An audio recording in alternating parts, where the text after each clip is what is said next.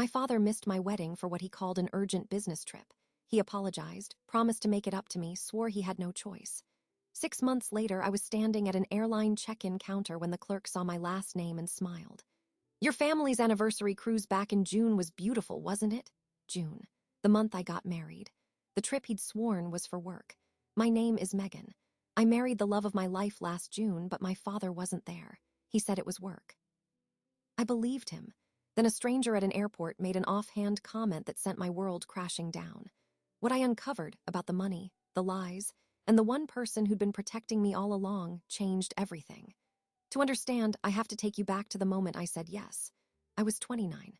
My boyfriend Alex proposed on a rainy Tuesday in April, nothing fancy, just him on one knee in our tiny kitchen, ring in hand. I said yes before he even finished the question. The first call I made, after my mom, after my best friend, was to my dad, Richard. My father had remarried when I was 14. His new wife, Patricia, came with a daughter, Chloe, 2 years younger than me. From the start, it was clear who his priority was. They bought a big house in a gated community. Chloe got a horse. I got weekend visits where I slept on a pull-out couch and ate cereal for dinner while they went to dinner parties. But I never stopped wanting him to show up for me. So when I called to tell him I was engaged, I held my breath. He sounded genuinely happy. "That's my girl. Of course I'll be there. I wouldn't miss it for the world, Megan." And then he added, "I want to help pay for it. I'll cover the venue. Consider it my gift." For the next 6 months, I planned. Alex and I found a vineyard an hour outside the city, white oak barrels, string lights, the whole thing. I sent my dad the contract, the deposit deadline. He always said he'd send the money soon. He just needed to move some funds around.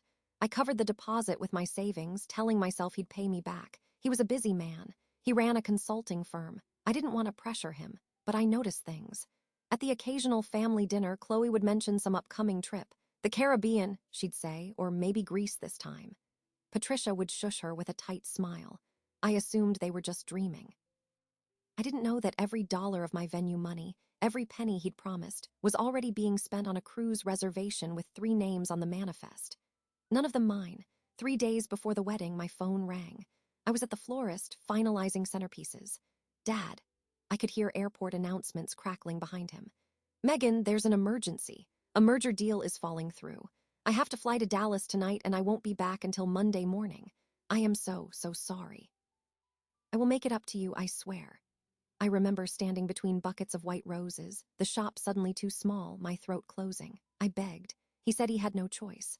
That night I sat on the floor of my apartment, my wedding dress hanging on the closet door, crying until I couldn't breathe. My grandmother, my mom's mom Violet, came over and held me. She didn't say much about my dad. She just said, "I'll walk you down the aisle, sweetheart, and if he can't be here, that's his loss." So on June 18th, I walked toward Alex with my grandmother on my arm, her grip firm and steady, while my father was supposedly closing a deal in a Dallas boardroom. The ceremony was beautiful, but there was an empty chair in the front row, and every time I glanced at it, something splintered a little deeper. I didn't know then that he was actually on a cruise ship in the Eastern Caribbean, sitting at a captain's dinner with Patricia and Chloe, toasting to 25 years with a woman who was not my mother. 6 months passed. Dad sent a card with a brief apology. We barely spoke. I tried to move on. Then December came. I needed to fly to a conference in Chicago. At the airport check-in counter, a clerk with a lanyard full of pins studied my ID and broke into a wide smile. "Hartman." "Oh, your family, the anniversary cruise back in June was lovely, wasn't it? Your father, Richard, such a charming man. He told us all about the big celebration. Your stepmother was glowing." The terminal noise faded into a low hum. June, the cruise, the month of my wedding. She kept talking about the itinerary, the excursions, the sweet number, while I gripped the edge of the counter and forced a smile. The ship had departed on June 16th. It was a 10-day luxury package, the kind that costs more than most people make in months. I asked a few gentle questions, enough to confirm what my stomach already knew. Richard Hartman, Patricia Hartman, Chloe Hartman, 3 passengers, 0 business trips. I excused myself, walked to the nearest bathroom stall, and locked the door. I didn't cry. I pulled out my phone and started looking at my wedding expenses, the ones my father had promised to cover. Then I checked my grandmother's accounts, the ones she'd quietly used to fill the gaps he left behind. What I found in those bank statements, the numbers and the dates and the lies, was far worse than a skipped wedding. and it was about to blow my entire family apart. I didn't leave that airport, not right away. I sat in my car in the parking garage, engine off, phone in my lap, staring at the steering wheel. The clerk's words kept looping in my head. Anniversary cruise. June. 3 passengers. My father had looked me in the eye at the rehearsal dinner via FaceTime, said he was boarding a flight to Dallas, and told me he was sorry he couldn't be there. He'd been on a cruise ship instead. He'd spent months lying directly to my face. I drove home in silence. Alex was still at work. I went straight to my desk, opened my laptop, and pulled up every email, every text, every scrap of our wedding planning. The venue contract. The invoices. The conversations where my father promised to cover the deposit, then the final balance. I'd sent him the payment instructions 3 separate times. Each time he responded with some version of "I'll transfer it this week." I never pushed. I told myself he was busy, that the consulting firm was demanding, that I didn't want to be the nagging daughter. I told myself a lot of things. There, in my sent folder, was the thread from April. "Dad, the venue needs the deposit by May 1st. Let me know if you need the account details again." His reply came the next day. "Got it, sweetheart. I'll handle it. Don't worry." On May 2nd, the venue emailed me a payment reminder. I forwarded it to him. He called me that afternoon and said he'd been in back-to-back meetings, but the money was coming. Then a week later, he texted that there was a delay with the bank, but it would clear before the deadline. I believed him. On May 15th, the venue confirmed the deposit had been received. I assumed it was him. I never checked the account it came from. I didn't want to seem ungrateful. Now I pulled up the bank statements for my wedding fund account, the one I'd set up with Alex. I traced every dollar. The deposit on May 15th was not from Richard Hartman. It came from Violet Callahan, my grandmother. The final payment in June, the one that arrived exactly 2 days before the wedding, also came from Violet. I stared at the screen until the numbers blurred. My 83-year-old grandmother, who lived on a fixed income from her late husband's pension, had quietly transferred over $22,000 into my wedding account without ever mentioning it. She didn't want me to worry. She knew before I did. I called her. She answered on the second ring, her voice warm and steady, the way it's been my entire life. "Megan, sweetheart, is everything all right?" I couldn't speak for a moment. Then the words came out in a rush. "Grandma, did you pay for the venue, the entire thing?" There was a long pause on the other end. I heard her shift in her chair, the creak of the old floorboards in her house. "I was hoping you wouldn't find out that way," she said. "I wanted you to have your day without this hanging over you." I asked her why. She told me she'd known my father wasn't going to come through since March. "How?" I whispered. She let out a quiet breath. "Because I saw Patricia's Facebook post, sweetheart." She shared a photo of a cruise brochure in the family group. The caption said, "Summer can't come soon enough." It was a 10-day Eastern Caribbean cruise departing June 16th. Your wedding was June 18th.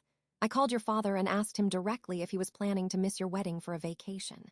He said no, it was a work trip and the cruise was a separate celebration for Patricia's birthday. I didn't believe him, but I didn't have proof, so I decided to protect you quietly. I told him I'd cover the venue as a backup since he kept delaying. He never argued. He seemed relieved. That's when I knew. The room felt too small. My grandmother had carried this secret for 9 months, paid thousands of dollars she didn't have to spare, and watched my father stand her up at the wedding reception. She'd smiled in her pew, walked me down the aisle, and never once let on that she was holding the entire financial weight of my wedding on her shoulders while my father was toasting his wife and stepdaughter at sea. I pulled up the cruise itinerary, the one the airline clerk had mentioned. A quick search confirmed that it was a 10-day luxury package, departing from Fort Lauderdale on June 16th. Ocean View Suites started at $8,000 per person. With 3 passengers, that was at least $24,000. Roughly the same amount he'd promised me for the venue. The math was brutal and simple. He hadn't just missed my wedding.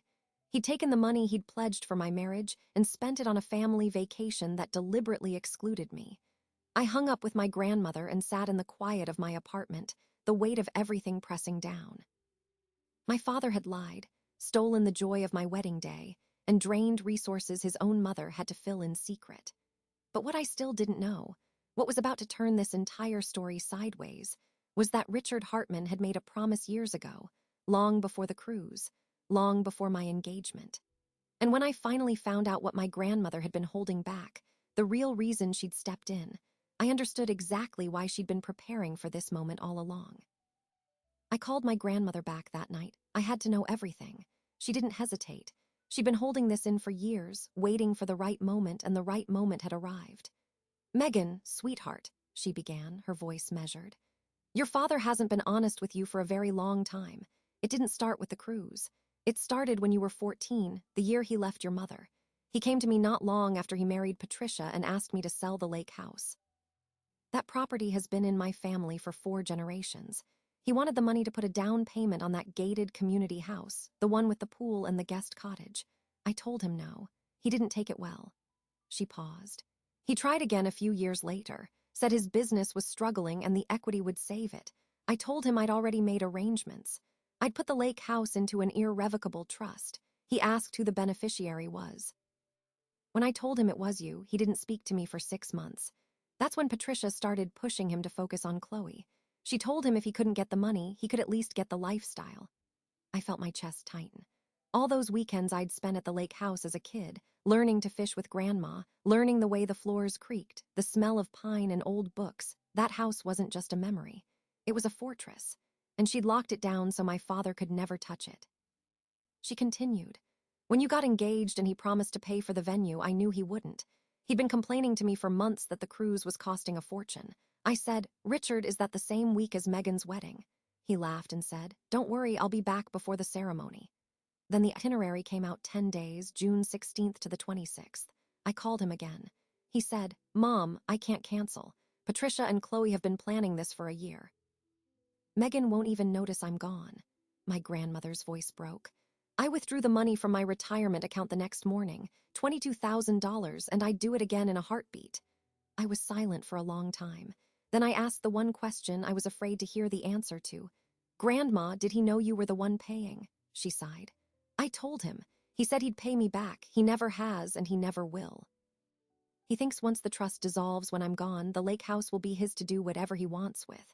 He doesn't understand that an irrevocable trust is exactly what the word means. It's yours, Megan, not his. And when I pass, it will stay yours and he will have no legal claim. I made sure of that years ago." The next morning, I sat down and called my father. He answered on the 3rd ring, sounding casual, almost cheerful. "Hey, kiddo, what's up?" I took a breath. "I was at the airport yesterday. An airline clerk recognized my name. She told me about the anniversary cruise." There was a long pause. I could hear him processing, recalibrating. "Megan, I can explain. The cruise was planned way before your wedding. I couldn't get out of it. Patricia would have been devastated." I cut him off. "You let Grandma pay for my entire venue, Dad. $22,000 out of her retirement. You lied to my face, lied about Dallas, and you didn't even have the decency to tell me you weren't coming." His tone shifted from defensive to sharp. "Your grandmother chose to pay. I never asked her to, and let's not pretend you didn't have a beautiful day. You got married. Big deal. Chloe needed a vacation. She's been through a lot this year, things you wouldn't understand." I almost laughed. "Chloe needed a vacation.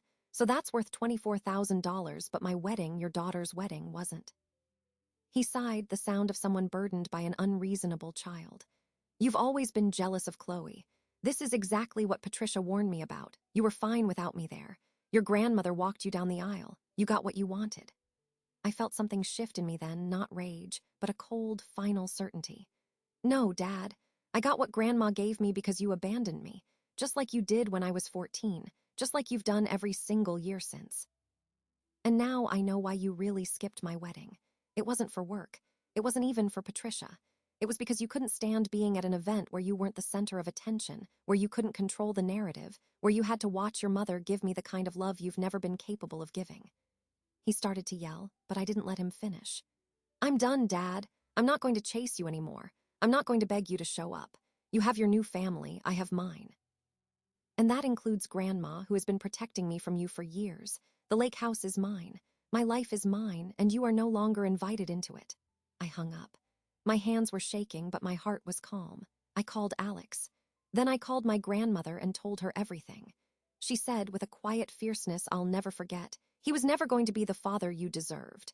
But you became the woman your mother and I always knew you could be." That night, sitting on our porch with Alex, I made a decision. We would renew our vows on our first anniversary, not in a vineyard this time, but at the lake house, with the pine trees as witnesses and my grandmother walking me down the aisle once more, free from the ghost of an empty chair. And for the first time since my wedding day, I felt whole. Because the real promise wasn't the one my father broke. It was the one my grandmother kept, and it had been keeping me safe my entire life. 1 year later, on June 18th, I stood barefoot in the grass at the lake house with morning light filtering through the pines.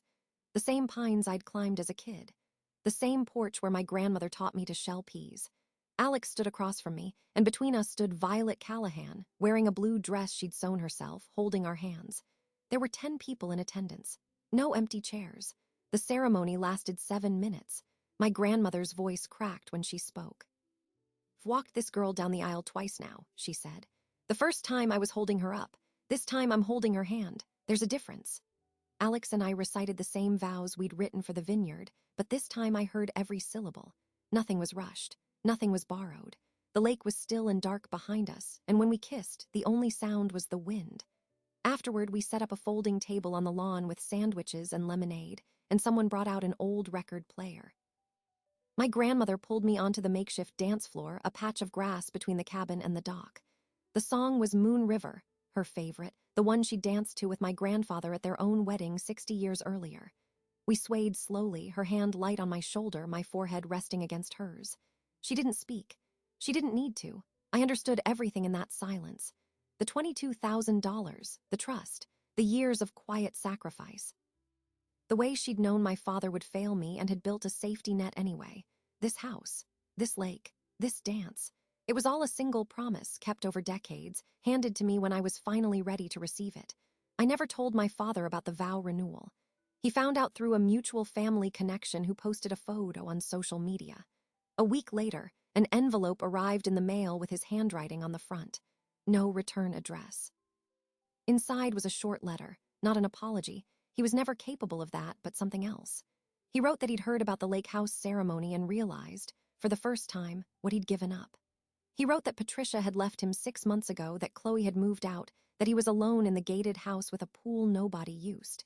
He asked if we could talk. I read the letter once, then placed it in a drawer next to my grandfather's handkerchief, and I haven't read it since. Not out of anger, out of peace. I had stopped waiting for him to show up, and that was the most profound freedom I'd ever known. A few months later, on a quiet evening, I sat with my grandmother on the porch of the lake house. The sun was setting, the water turning gold. She reached into her pocket and pulled out a folded paper, worn at the creases. "I was going to save this for after I'm gone," she said, "but I think you should have it now." It was a copy of the irrevocable trust, dated the year my parents divorced. My name was on the second line. The lake house, the savings, the investments, everything had been locked in a legal fortress before I was even old enough to understand what that meant. At the bottom, in my grandfather's handwriting, was a note. "This isn't about money. It's about making sure she always has somewhere to call home." I stared at the paper for a long time. My grandmother sat quietly beside me. Loons called across the lake, and I understood finally that the promise my father broke wasn't the real story. The real story was the promise that held. The one my grandparents made, my grandmother kept, and I now carried forward. Because love isn't an inheritance you receive by blood. It's a trust you maintain. And my grandparents trusted me long before I knew how to trust myself. I'll spend the rest of my life proving them right. I've thought a lot about promises since that day on the porch. Not the loud ones, not the ones made at dinner tables or on phone calls with witnesses listening. The quiet ones. The promises no one announces, the ones folded into legal documents and tucked behind old quilts, the ones kept in silence for years because the person keeping them knew the person they were protecting wasn't ready to understand yet. My grandmother never asked for credit. She never told me what my father did. She let me believe what I needed to believe so I could walk down the aisle without carrying her burden. That is a kind of love most of us don't recognize until long after it saved us. And here's what I want to ask you. Have you ever had someone in your life who protected you in ways you didn't see until later? A person who stepped in, paid the cost, held the door open, and never asked for recognition. Or maybe you're the one quietly holding something together for someone who can't hold it themselves yet. Either way, I want to hear your story. Tell me in the comments. I read them. And if this story stayed with you, share it with someone who needs to be reminded that the right people show up, even when the ones who should have didn't. If you haven't subscribed yet, I'd love to have you here for the next one. Hit that button so you don't miss it. Until then, remember, The promises that hold us up aren't always the ones we make for ourselves. Sometimes they're the ones made for us, long ago, by people who believed in our future before we ever knew what that future would require. And sometimes the only thing left to do is keep that promise alive for someone else. Take care of each other. I'll see you in the next one.